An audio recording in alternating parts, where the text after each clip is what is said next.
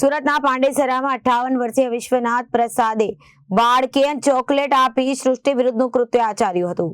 એ વાત સામે આવી છે. શિક્ષકના પતિએ બાળકને ચોકલેટ આપી અને આ કૃત્ય કર્યું હતું. સમગ્ર ઘટનામાં પોલીસે ગુનો નોંધી આરોપીની ધરપકડ કરી હોવાની વાત સામે આવી છે. ત્યારે પોલીસે આ મામલે વધુ તપાસ હાથ ધરી છે. સુરતના પાંડેસરામાં કિશોર સાથે સૃષ્ટિ વિરુદ્ધનું કૃત્ય આચરવામાં આવ્યું છે. શિક્ષકના ઘરે બાળક ટ્યુશન માટે જતો હતો તે દરમિયાન શિક્ષકના પતિએ એકલતાનો લાભ લઈને આ કૃત્ય આચર્યું હતું. માતા પિતાએ પાંડેસરા પોલીસ મથકમાં ફરિયાદ નોંધાવી છે. પોલીસે ફરિયાદ અને નોંધી 58 વર્ષીય વિશ્વનાથ પ્રસાદની ધરપકડ કરી છે.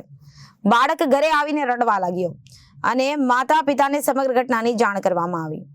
પોલીસે તપાસ શરૂ કરી અને તો સત્યતા સામે આવી હતી. સુરતમાં 11 વર્ષીય કિશોર સાથે સૃષ્ટિ વિરુદ્ધનું કૃત્ય આચરનાર હોવાની વાત સામે આવી છે.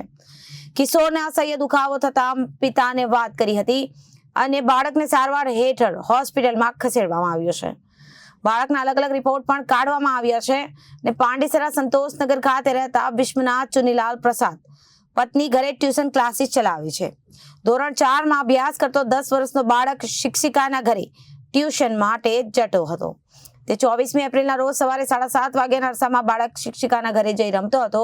તે દરમિયાનમાં શિક્ષિકાના પતિ વિશ્વનાથની દાનત બગડી અને તેણે બાળક સાથે સૃષ્ટિ વિરુદ્ધનું કૃત્ય આચર્યું. જોકે પોલીસે આરોપીને પકડી કાયદેસરની કાર્યવાહી હાથ ધરી છે. Bureau report Janadesh news Surat.